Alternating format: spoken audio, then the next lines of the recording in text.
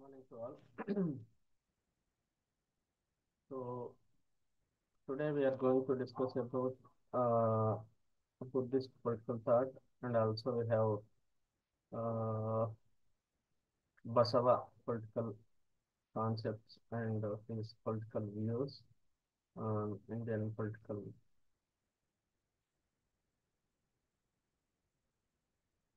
Mhm. So so yesterday we have discussed about Buddhist political ideas and his historical background of his personal background. So Buddhist political discourse is much more heterogeneous than we usually imagine. So there are some texts like Buddha Charita, which has much in common with Hindu texts, and also Ashwagosha belongs to Bahuspatiya school. So he does not aim to harm others according to this Buddha Charita. So according to Ashwagosha, Suddhodana as is the ideal king, and is Atmajit, one who has conquered himself, calm, generous, and learned, fruitful, and is loved by the people rather than feared.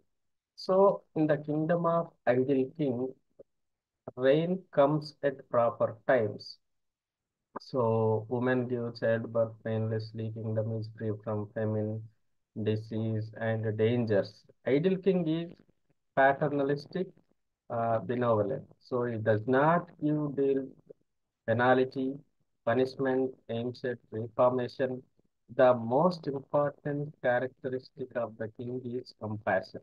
So, he does not aim to harm others. King is a saintly king is a symbol of sacrifice.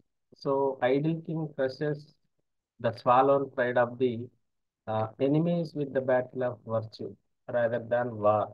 So, according to uh, Ashwagosha, Shuddhodana was the ideal king yet he had followed. So if we see the prominent ideas of Buddhism, as we discussed in previous class, three basic principles are there. One is anicca, nothing is permanent. Anatta, denial of self. Dukkha, world is full of sorrow. Four noble truths also mentioned in the Tripitakas. So one is world is full of sorrow. Second one is ignorance, greed, and hatred is a source of sorrow. So third one is liberation from the sorrow is from ignorance, and the fourth one is to liberate from ignorance and follow eightfold path. As we discussed in previous class, there is eightfold path is there. One is right conduct, right speech, right thinking, right aspiration, right beliefs, right efforts, right contemplation, and meditation. A right source of livelihood. These are the eightfold path of Buddhism. So,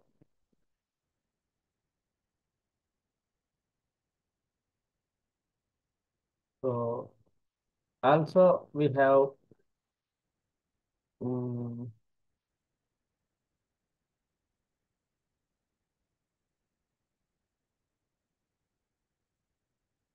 Buddhist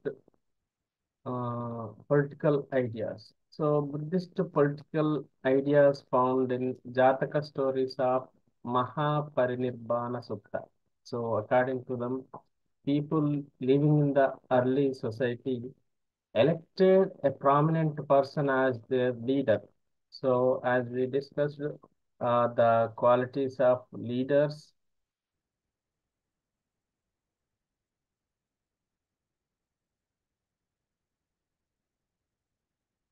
So Uh, people led an anarchic life of enviousness, anger, selfishness, etc. So soon They realized the problems and consequences of such a life. So, in order to overcome such evils, they held a meeting for electing ruler by consensus. So, they called such ruler as Mahasammata. Mahasammata means the main function of Mahasammata is the maintenance of law and order in the society. So, people began to offer a portion of their produce and livestock to the ruler. So, in this way, Buddhist literature pointed out that the state originated out of social contract. So, Buddhist notion of state emancipated that sovereignty resides in the people collectively. So, people have the obligation of electing the ruler. So there is no scope for hereditary rule during the days of Buddha because the ruler, the king is elected by the people. So there is no hereditary. So even though a person assumes sovereign power, he must take the approval of the people through election. So as like we are now implementing this kind of democratic system. So we are electing our mm, leaders or rulers by elections. So, according to Buddhist statecraft, Buddha elaborated the republican system of administration. So, adopted by the rulers of the Lichavi dynasty.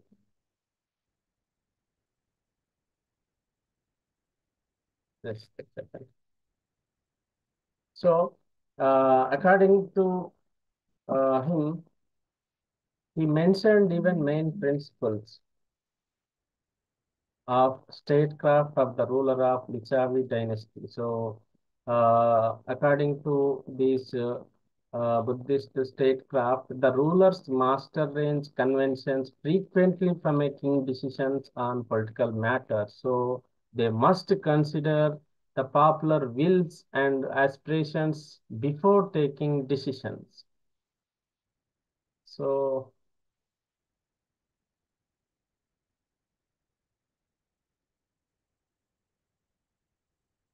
so they must implement the decisions of the conventions properly and promptly without deviation. So they must see that the laws will not remain to the papers.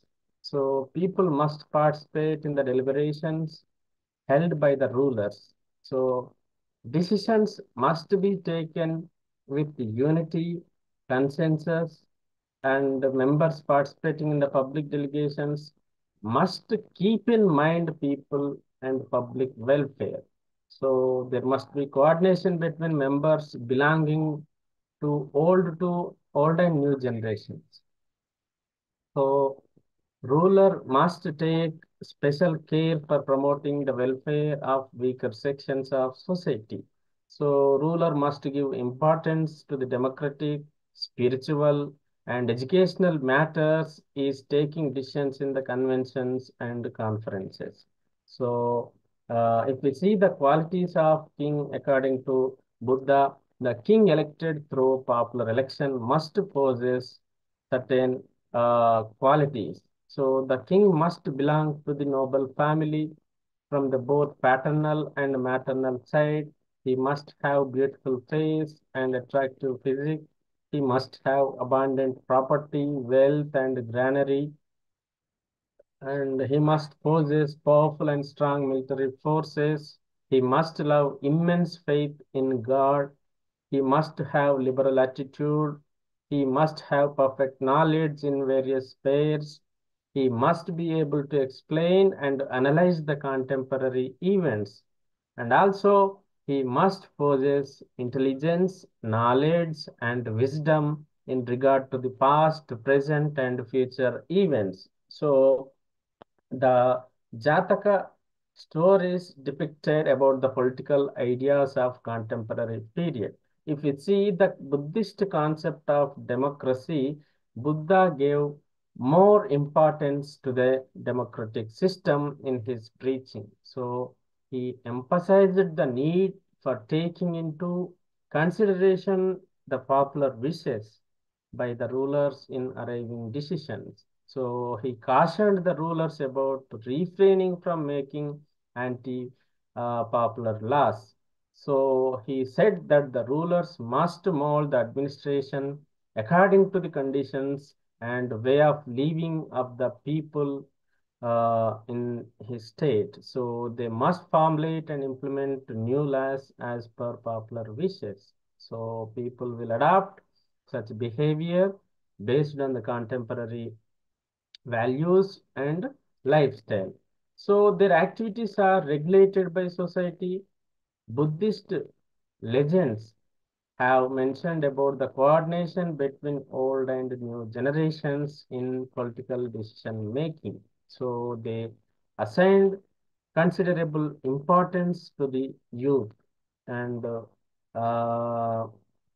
Ummaga Jataka also revealed this by illustrating how Mahasada, an young man, attained higher position in political process and decision making by dint of his wisdom and intelligence. So, however, Buddha taught the youth not to act against the existing customs and values. So, he appealed to the youth to lead ideal life as per regulations of society and state.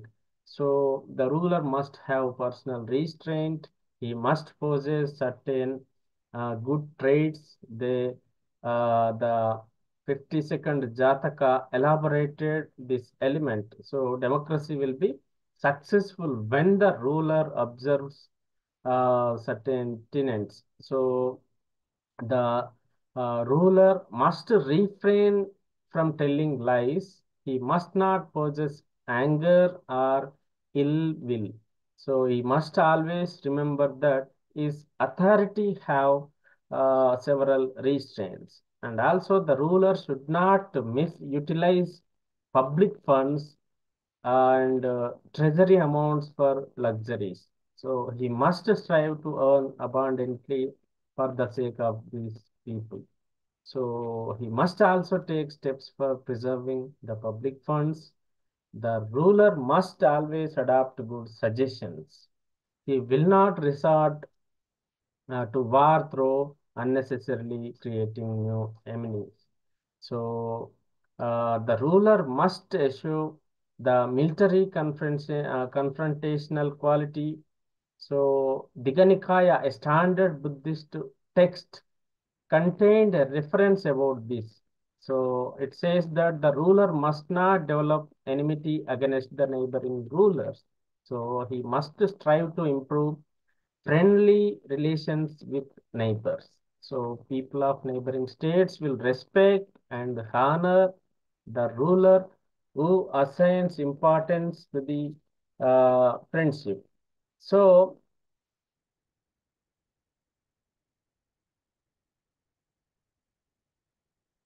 so if you see the social contract of this Buddha, it is clear that the origin of state is result of social contract. Earlier, individual conduct was moral and they abided by principle of dharma. There were peace and harmony in society. Later, people became selfish, egoistic, and hence anarchy emerged in society and for maintaining social order. So state became necessary. So the functions of state were similar to those of Ardhashastra and Dharmashastra. So Buddhist traditional too believes in welfare state.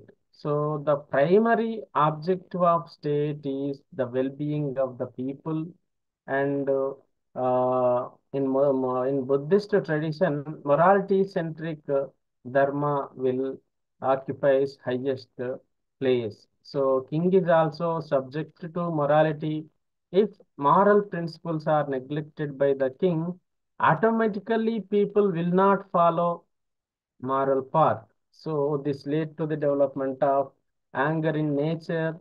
Subsequently, there will be no rain, no crops, people will die due to hunger. Uh, it means diversion from moral path. will result in destruction of community. So politics becomes secondary to morality. There is no cosmic moral order in the universe. So if you see the form of government according to Buddha, Buddha, Dharma, and Sangha are three basic elements of Buddhist tradition. What are they? Buddha, Dharma, and Sangha. So evolution of Sangha refers various forms of government. So Buddha was himself a leader of Sangha.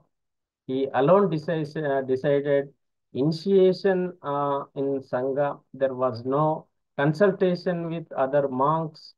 Sangha was not based on any formal rulers and regulations. So Sangha is fully controlled by Buddha. So politically, it is considered as monarchical form of government. So with the increase in size of Sangha, functions of Sangha is also transferred to monks, bhikkhus, training and supervision of monks is given to senior monks. So power of Sangha lies in the group of monks. So now Sangha became more organized and like admission of monks and training belong to the entire community. Community stands for Sangha. In the first phase of evolution of Sangha, division making power belong to Buddha. But in the third phase, entire power and decision making is given to entire community. So this is very similar to republic or democratic form of government.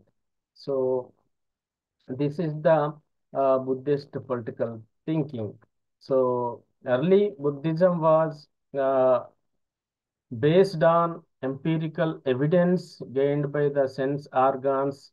Buddha focused over practical question of end of suffering.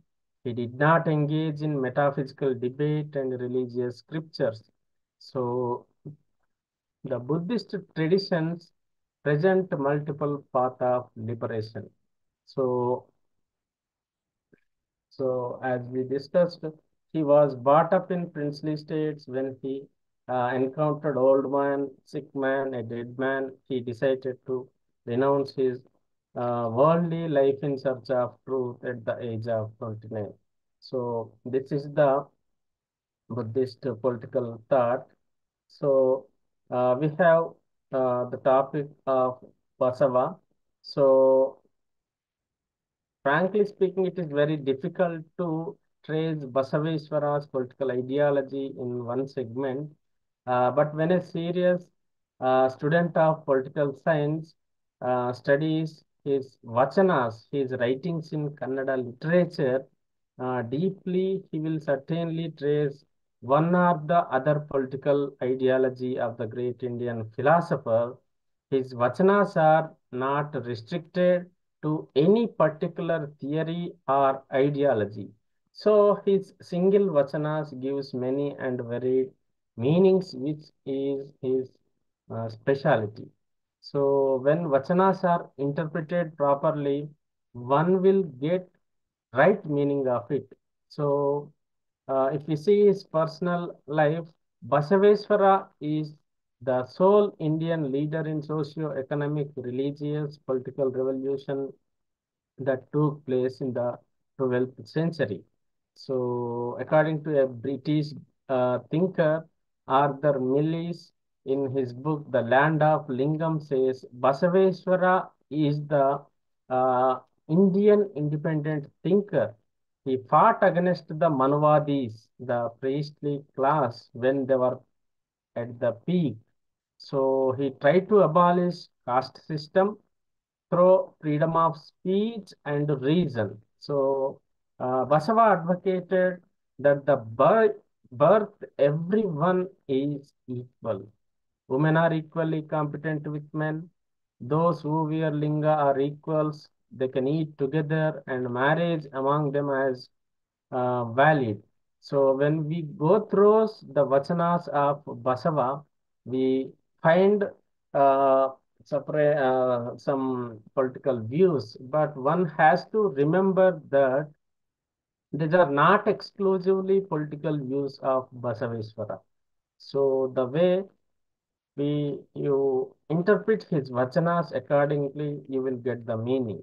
So if we see, according to Basava democracy, Basaveshwara is the first Indian thinker who started the system of deliberation and discussion. So in that sense, he is a real democrat. He is Anubhava Mantapa is at Kalyan is the perfect example of a legislative body. So people from all walks of life were its members. He called upon them as Sharanas, who are the pure and real citizens. So Sharanas were free to express their views during deliberations and discussions at the Anubhava Mantapa. So all of them used to participate actively in the proceedings of Anubhava Mantapa. So Basaveshwara was the leader of his body, but when we study him, we find that he listened to everybody before coming to a conclusion that shows the true character of a democratic leader. So Basaveshwara acted according to the rulers and regulations established by the Anubhava Mantapa. So it was constitutional and representative body. So all the members were bound by its rules. The decisions that we are taken in this body are majority decisions. So according to Ranganath Divakar, though all other members in Anubhava Mantapa cooperated with Basava. So he is the real leader, the chief, the driving force, and the central figure for all the discussions. So, but one thing is to be noticed, he never imposed his views on others. So before taking a decision on any issue, the views of each and every member was considered. So, so in his statement, the one who wishes the betterment of every living creature shows that he was very much interested in this welfare of all. In the early 12th century, he developed a concept of welfare state. He thinks of the establishment of a new political society where in every individual was given importance irrespective of his caste, creed, race, or sex. So Basaveshwara is one of the firm belief that the power of good people is the first and foremost asset of a state. So happiness of the people is the happiness of the state. So the power of the people was the power of the state according to Basava. So according to Basava, the concept of equality is very clear and concrete. His single statement, no one is inferior to me and no one is superior to the Shiva Bhakta. So it shows his concern for equality. His basic intention was to establish a society of equals through his vachanas. For that, he faced a lot of challenge and opposition from the priestly class.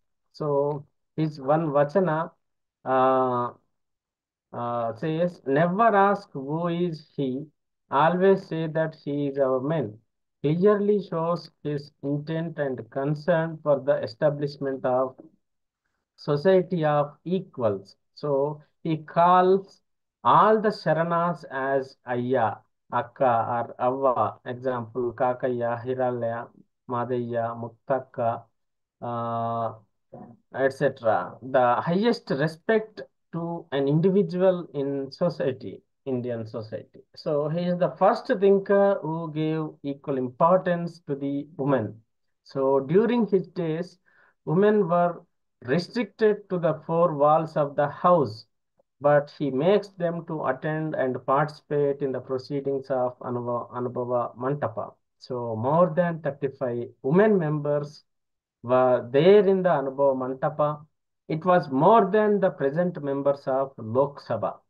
So to name a few among them are Akka Mahadevi, Gangambike, Neelambike, Muktayakka, Kadiri Ramava, Kottanad Somava, Sule Sankavvi.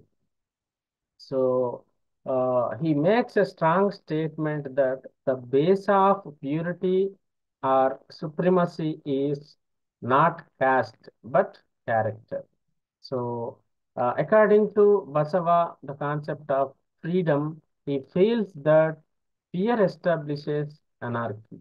So, if you have to end anarchy, and establish a rule of law, there is to be freedom of all sorts to the Sharanas. So he is staunch supporter of individual liberty. He says everyone is free to express his views. So freedom of speech and expression was a common feature of the Anubhava Mantapa. So just a second.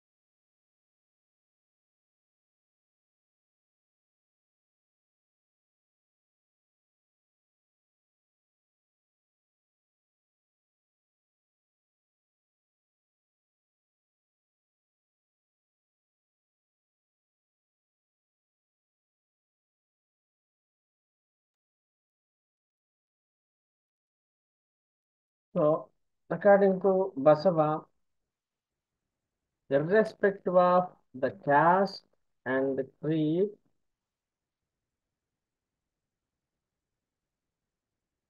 the members of the Anubhava Mantapa used to participate the proceedings actively.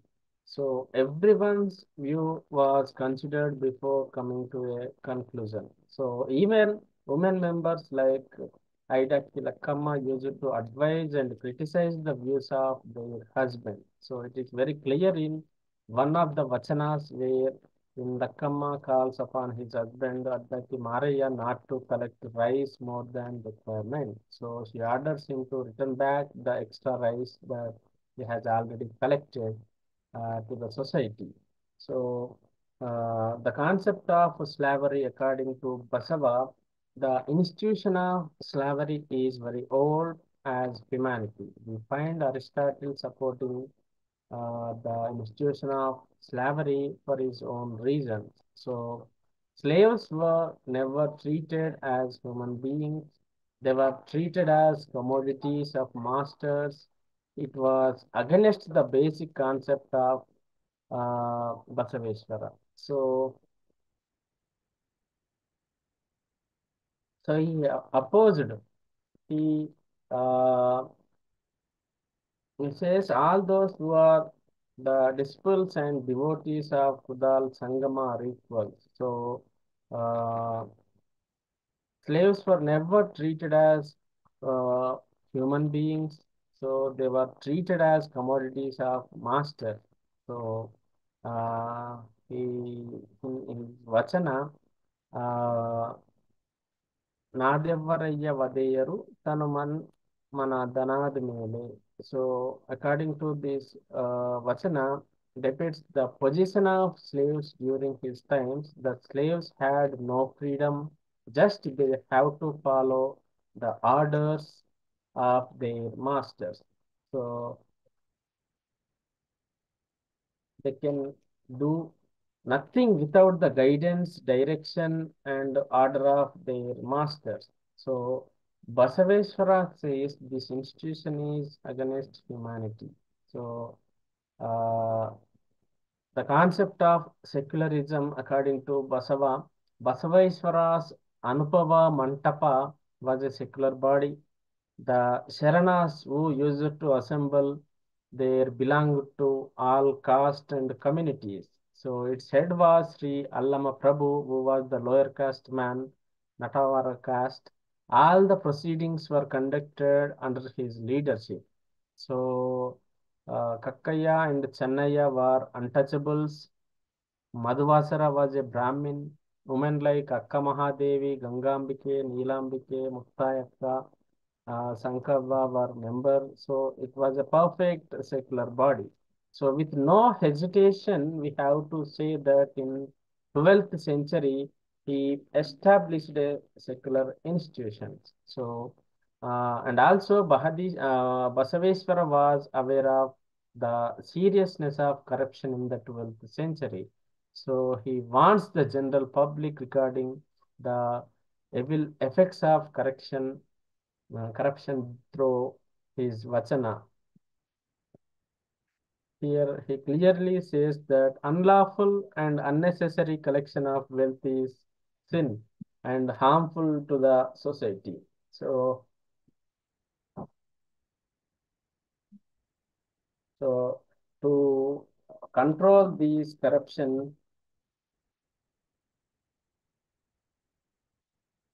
uh, he uh, wanted to establish a anti-defection law is the product of 20th century, but in the 12th century itself, Basaveshwara depicts the fickle attitude of the human beings. So it can be seen in his Vachana that says, when one person finds the man of his taste, speaks like him. That is exactly like the present politicians who change their political affiliation like a chameleon for their own reasons. So, most of us are of the opinion that non-alignment is the principle of Indian foreign policy, but the non-alignment principle was the gift of Basaveshwara to the mankind.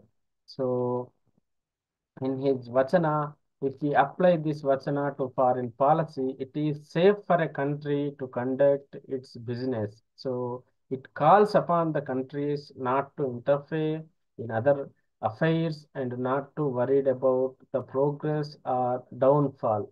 Every state has to concentrate on its own business for its prosperity. So the same is applicable to political parties as well as politicians.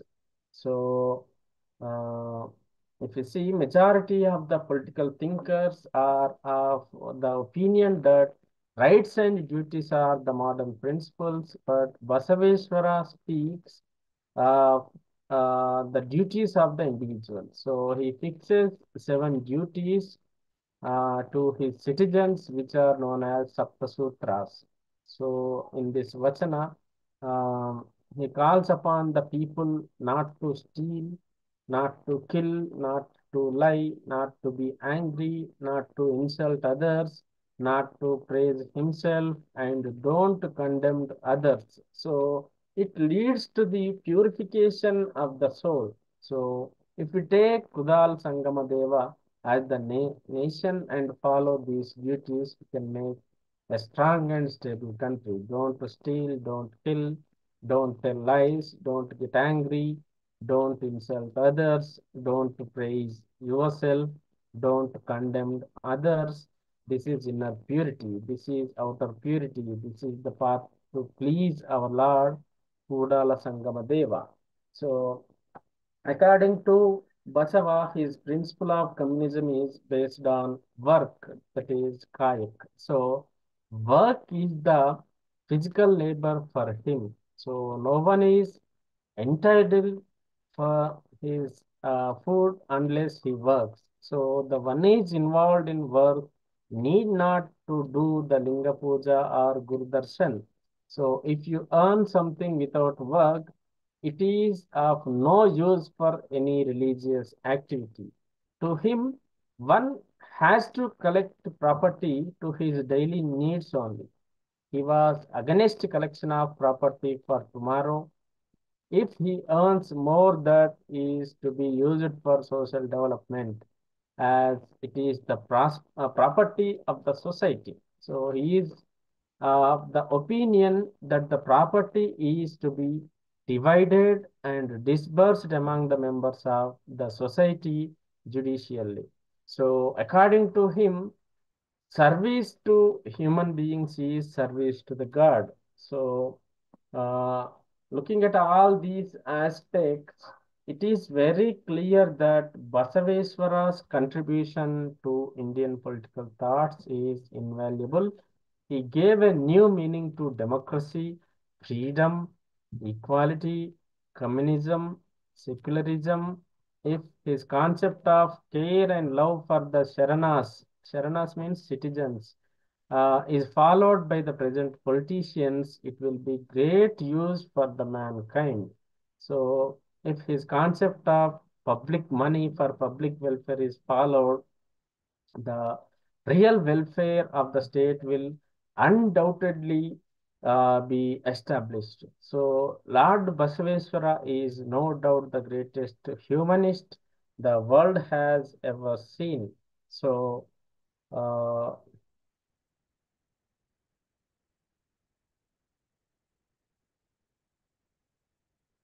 so,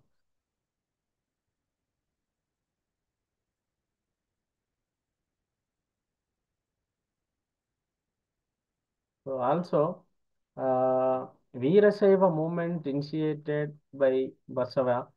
So his companions like Allama Prabhu and Ankama Devi, this movement began in Karnataka in the mid-12th century. The Veerasaivas argued strongly for the equality of all human beings and against Brahmanical ideas about caste and the treatment of women. So they were also against all forms of ritual and idol worship. So,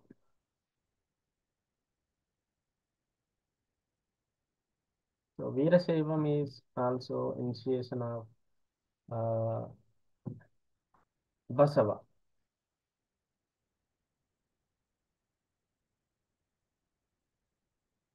So Basaveswara uh, strongly condemned the acts of those who propagated distinctive of caste on the basis of one's work for livelihood.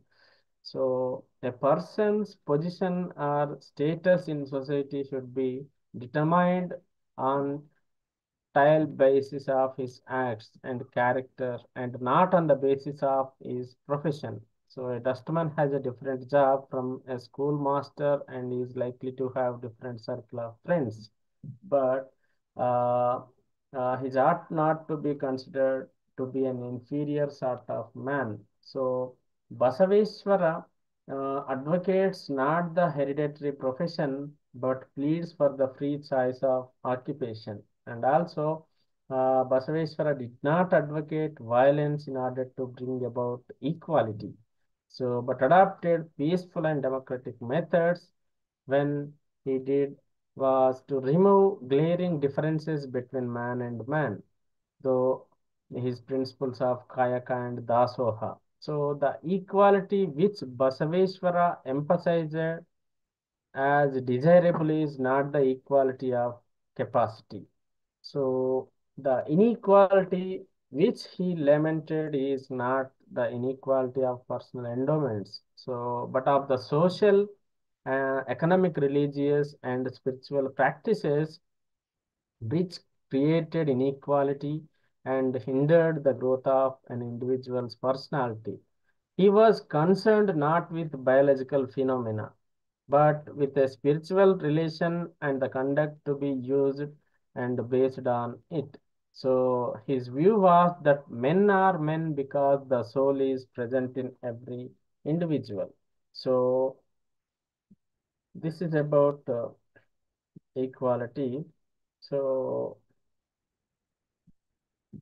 according to Basaveshwara, all the people, both male and female, are formed of the seven elements and come from the same womb of woman and through the same passage. Both of them share in common in desires, in temptations, the anger and the joy, and the whole gamut of passions that the flesh is heir to. So none of the world is delivered through the ear, where them the superiority is one over the other. So during the Basaveshwara's time, the worth of a person was judged on tile basis of his caste alone. So he revolted against the blind and superstitious practices of deciding a person's positions and worth on the strength of his caste and proclaimed and worth on the strength of his caste. So Basaveswara did not care for the caste in which a person was born. So he recognized the character and conduct and actions of the person. So he had an idea that human beings share with all animals the need for sustenance, and with many animals, the capacity to enjoy pleasure do suffer pain. So men are known by their actions, but to what extent are men equal? So as it is noted earlier in one of his vachanas, Basaveshwara pointed out that the soul is present in every individual, irrespective of whether one is a common or man, a king or beggar, is rich or poor. So, therefore, men should be considered equal. So, uh, it is interesting to note that Basaveshwara lived modern saints such as Sri Aurobindo believed in the oneness of humanity.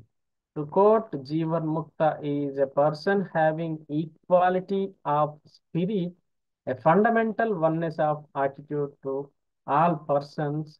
So, if you see, Basaveshwara uh, revolted against the caste system, which was given much importance of education to priestly classes and proclaimed that knowledge was not the monopoly of a few people. So education meant for a few was the cause of discrimination of the height and the law. So Basaveshwara pointed out that uh, caste had nothing to do with a person's achievement.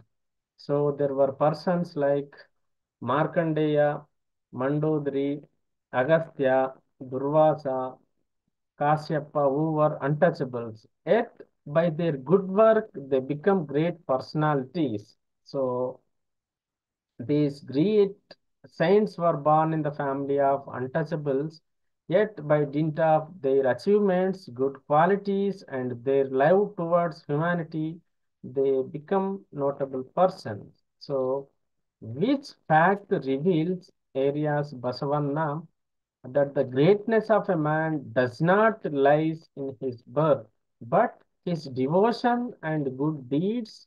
Hence, caste does not matter.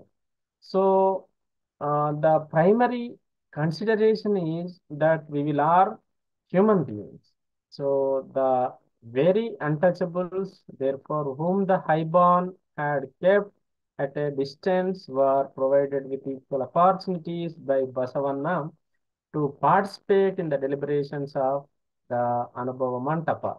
So, as we discussed in Anubhava Mantapa, the equality implemented, all the higher untouchables are part of it, and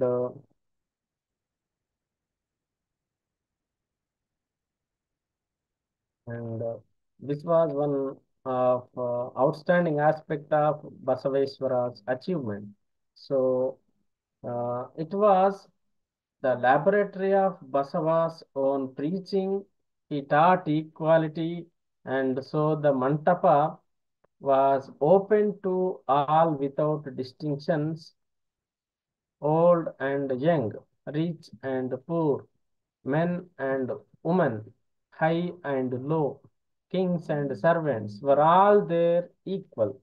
So, according to Basaveshwara, equal respect should be shown to all, irrespective of their wealth, sex, religion. Respect should be shown if they are honest, sincere, and morally sound and good in their behavior in the present day of context. Uh, Particularly in India, the measure of man depends on his wealth, high connections, even though he may be immoral and engaged, and also stress tile importance of politeness in speech and behavior. So, Basaveshwara strongly condemned the behavior of higher caste people with degraded the very existence of common people. So he opposed the Brahmin and priestly class system. So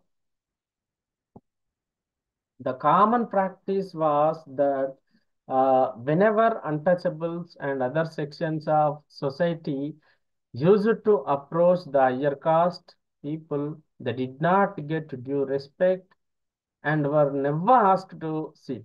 Hence, Basaveshwara condemned such an attitude and said all human beings belong to one fraternity and uh, his one of Vachana clearly indicates that Basaveshwara believed universal brotherhood. So he said once, none lesser than I hold, and I never can behold a greater than Shiva's devote, but they feed and my mind, this I affirm as the sole truth, and the same my life confirm Lord Kudala Sangama. So this Vachana is very clear that nobody is superior in this world, and he stresses the need of for kindness and humanity in one's behavior and treatment. So this is the concept of Basava. So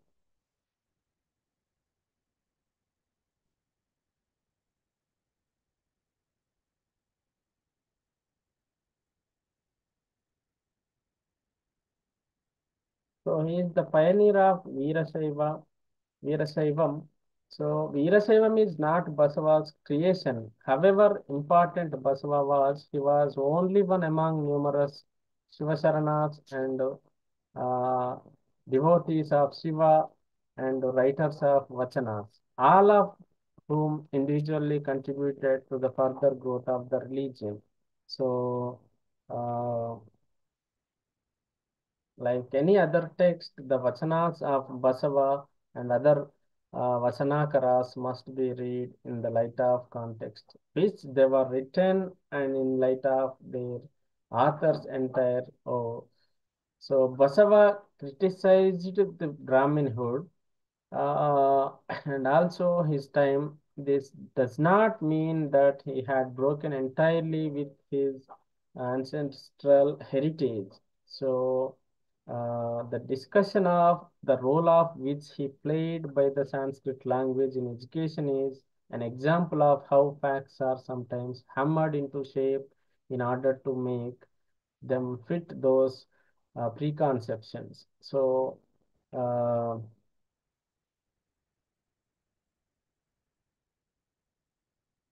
so this is all about uh, Basava's political thought. So he also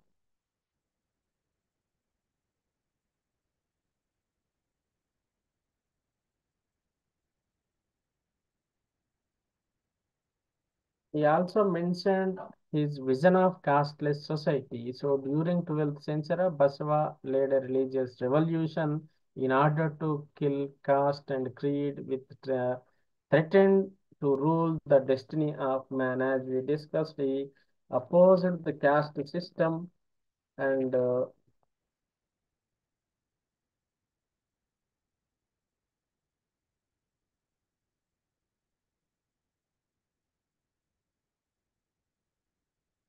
So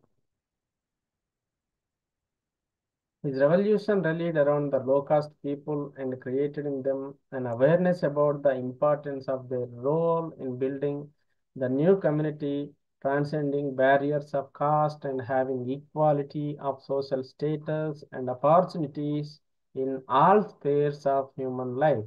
So he regarded all persons, including the high-born priest and low-born untouchable, as equal and gave them equal opportunities to work for their own salvation as well as for the welfare of others in the community. So, Basava's message to mankind was the religion and society are nobody's private properties, and all that individuals are equal in the eyes of God, that they should be treated with equal justice and honor. So, thus, all are born out of the same womb, as we discussed in earlier. So, Basava rejected traditional classification of people into castes, but another division between devotees and worldling that remains is no less strict that old one. So, so human experience shows that certain names become fixed or associated with definite sentiments and attitudes of the people towards men and things. So similarly, the names Brahmin, Kshatriya, Vaishya, and Shudra have become associated with certain sentiments of high and low and are now based on birth rather than worth. So therefore, in Basava's opinion, if new ideas and ideals have meaning and value, these old names should be discontinued. In short, new things should be accompanied by new names. To conclude, whatever the historical significance of the ideal of Chaturvarna by may have been, it has outworn its utility. Unless the social ideal is destroyed, root or branch, there cannot be liberty and equality, love and social brotherhood, unity and humanity in the social relations of Hindus. Along with the Varna system, casteism too should be eliminated root and branch.